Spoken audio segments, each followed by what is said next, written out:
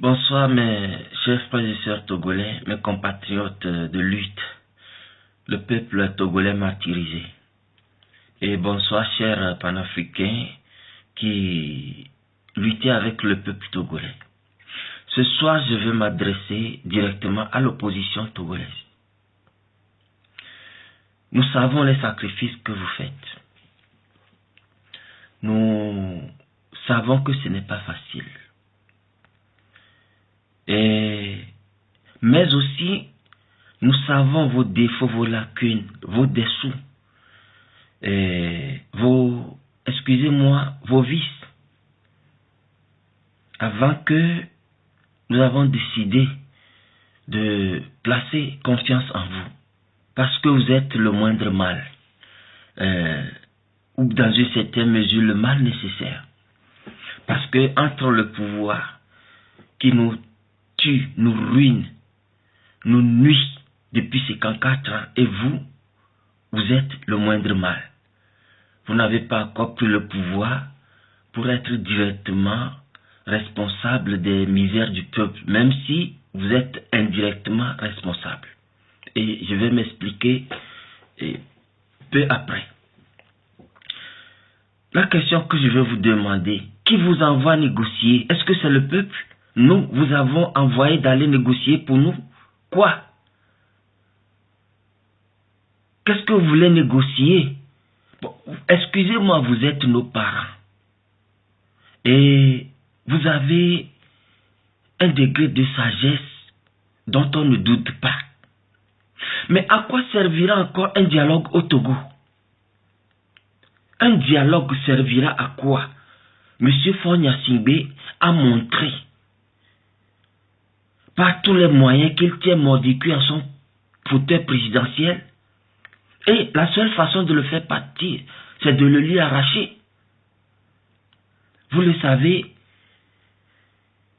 tout comme nous, et lui-même il le sait. Faure ne quittera pas le pouvoir.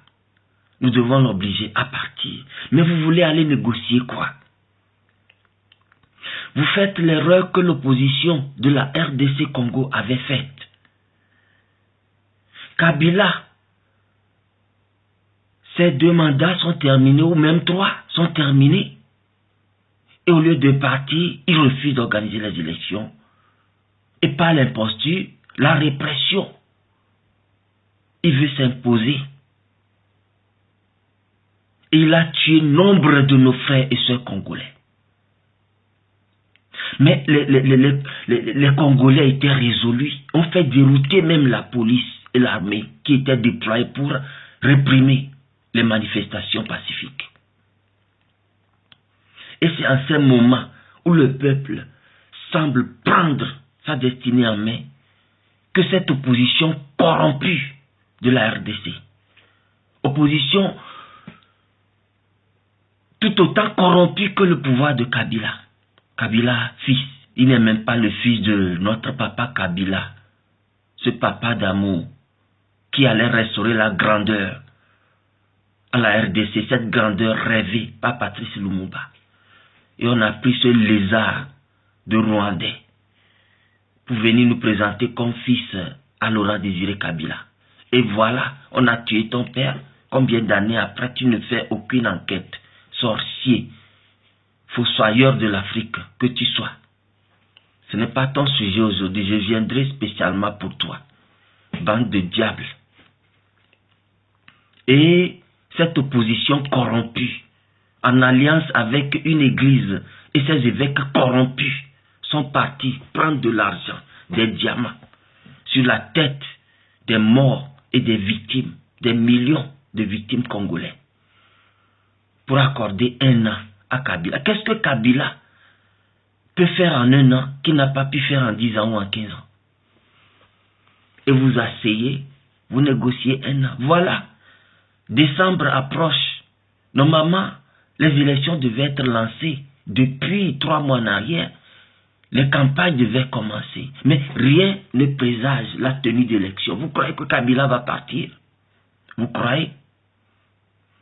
Et vous êtes opposition togolaise, vous ne vous inspirez pas de nos propres expériences. 27 ans de dialogue. une trentaine d'accords signés. Le RPT n'a respecté aucun seul accord. Et maintenant, vous voulez lui accorder quel crédit encore? Dialoguer sur quoi? Est-ce qu'il faut dialoguer même sur le départ de quelqu'un? C'est lui-même qui doit prendre la mesure de la chose et dire non, si je ne démissionne pas, ça va tourner mal. Alors j'appelle l'opposition, je négocie mon départ. Est-ce que c'est vous qui allez proposer de négocier le départ de quelqu'un qui a encore tous ses privilèges, même quoique légitimes, en ses mains, et qui ne voudra rien lâcher? Mais je ne veux pas trop entrer dans les détails. Chère opposition togolaise, moi je vous mets en garde. C'est comme si vous commercez sur la mort des Togolais. Vous organisez des manifestations, on nous tue, on nous tabasse, on nous force à l'exil. Après, vous vous bombez les torses pour dire que oui, vous êtes en position de force pour négocier. Vous négociez des miettes, quelques largesses que vous partagez avec le pouvoir. Et puis la lutte s'estompe. Pour reprendre des années après, mais vu notre soif de changement, nous sommes obligés de vous suivre. Mais aujourd'hui, je vais vous dire que la donne a changé. C'est vous qui allez suivre le peuple et non le peuple qui va vous suivre cette fois-ci. Vous, cette opposition-là, c'est vous qui allez suivre le peuple. Pour tout le respect que je vous dois, et je continue de vous respecter. Mais tout homme est faillible. Et je vois que vous allez encore retomber dans les mêmes erreurs que depuis 90. 27 ans d'erreurs répétitives. Pour les mêmes échecs répétitifs, mais il faudra qu'on en apprenne quelque chose. Nous ne sommes pas là pour blaguer avec nos vies. De la sorte, l'opposition togolaise est comme une béquille sur laquelle le pouvoir assassin du Togo, de Faure Gnassingbé, de père en fils, s'adosse pour prolonger son règne, pour s'accorder quelques années de sursis encore. Ça ne va plus se passer ainsi. Vous allez faire ce que le peuple vous demande, et non le peuple va faire ce que vous lui demandez. Assez de cette opposition, comme assez du pouvoir de foi que nous combattons. Et je vous mets en garde, n'allez nulle part pour aller négocier. Ne prenez pas d'avion pour aller négocier. Si on ne saute pas cet avion pour vous tuer, on va vous empoisonner. Si quelqu'un a besoin de négocier quelque chose, qu'il vienne au Togo. Nous sommes en position de force. C'est avec nous qu'on viendra négocier, non que c'est nous qui irons négocier. Et nous vous mettons en garde. Si vous commettez l'erreur d'aller négocier quelque chose pour accorder quelques sursis, que ce soit à Faure Gnassingbé, parce que nous entendons dans les coulisses que donnons-lui jusqu'en 2020. Faure n'ira pas jusqu'en 2020. Autrement, nous allons dégager cette opposition vieillotte, archaïque, avec les méthodes archaïques, les mêmes erreurs pour les mêmes échecs. Et nous allons mettre en place une opposition jeune, qui est l'expression de la jeunesse togolaise, et qui va mettre à exécution les aspirations profondes du peuple. Nous sommes fatigués, et cette fois-ci, nous n'allons plus laisser quelqu'un commercialiser sur la soif du peuple. Nous n'allons plus laisser quelqu'un marchander sur l'envie de changement du peuple. Le monde en 2017 n'est plus le monde en 2005, ni en 2010, ni en 2015. Et nous sommes comme des arcanes, comme des sentinelles. Nous surveillons, nous entendons, nous avons des choses à notre disposition. Nous ne voulons pas dire certaines choses pour garder une cohésion de cette opposition. Mais il arrivera un moment où nous serons obligés de déballer les choses et on connaîtra qui est qui, on connaîtra avec qui faire quoi, on connaîtra qui blâmer. Le peuple a soif de changement et c'est le moment. Faure doit partir avant la fin de 2017. Voilà l'objectif que le peuple togolais s'est assigné. Nos petits frères de 9 ans, de 11 ans, de 12 ans, de 15 ans, de 17 ans, sont-ils morts en vain? Si c'est vos enfants, vous allez aller négocier quoi? Qu'on ait tué vos enfants en vain? Quelqu'un qui a souffert pour porter le fœtus pendant 9 mois, qui a engendré son enfant dans ce Togo difficile et qui l'a nourri, qui l'a mis à l'école. Ces enfants évoluent bien à l'école pour leur âge, les classes qu'ils font, ça veut dire qu'ils sont avancés dans l'étude. Avoir 11 ans et être en classe de 6e, ça c'est être intelligent. Avoir 9 ans et être en CM1, ça c'est l'intelligence. Mais ces rêves sont brisés comme ça pour les parents. Et pour vous, ça ne vous dit rien? Non. Moi, depuis le 19 août, je ne dors plus. Je ne mange plus à ma faim. Mon ventre est serré. Et j'attends impatiemment ce jour où ce pouvoir va chuter. Et nous avons la ferme conviction que c'est pour bientôt si nous maintenons la mobilisation.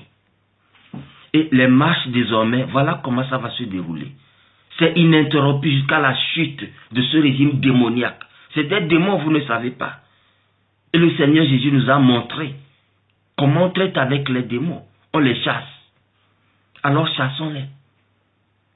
Nous les chassons pacifiquement. Mais il arrivera un moment où nous allons réagir proportionnellement selon la manière dont ils agissent envers nous. Peuple togolais, soyons déterminés, soyons vigilants. Nous n'avons pas fait tous ces sacrifices en vain. Nos frères ne sont pas morts en vain. Nos parents ne sont pas morts en vain. Nous gagnerons cette bataille avec ou sans l'opposition. Et j'en appelle à la diaspora. Nous sommes plus de 2 500 000 Togolais à l'étranger. Nous devons avoir une représentation sur le terrain au Togo, qui soit le représentant, un mouvement ou un parti politique représentant purement la diaspora, pour que notre voix compte. Si on a besoin d'argent, on nous fait appel. Mais si nous donnons les conseils pour que les choses aillent, comme nous aussi nous le pensons, on nous crache dessus, on dit nous ne sommes pas sur le terrain, mais notre argent qui n'est pas sur le terrain, vous nous obligez à l'envoyer sur le terrain et vous ne voulez pas de nos conseils.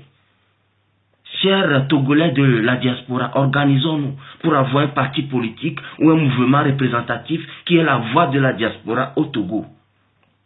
Parce qu'à un moment donné, nos opposants se prennent comme des dieux. Pour leur parler, il faut passer par 10 personnes. Mais ça devient quoi ça? Ça va être pire que Faure Gnassingbé si vous atteignez le pouvoir avec ces attitudes. Alors, moi je vous manifeste, je vous exprime ce soir mon soutien infaillible, à condition que vous faites ce que le peuple demande et non ce que vous voulez pour le peuple. Et ce que nous voulons, c'est le départ immédiat de Faure, sans négocier un sursis que ce soit pour lui. À bon entendeur, salut pour nous tous. Que l'Éternel bénisse le Togo. Vive notre révolution, vive la victoire du peuple.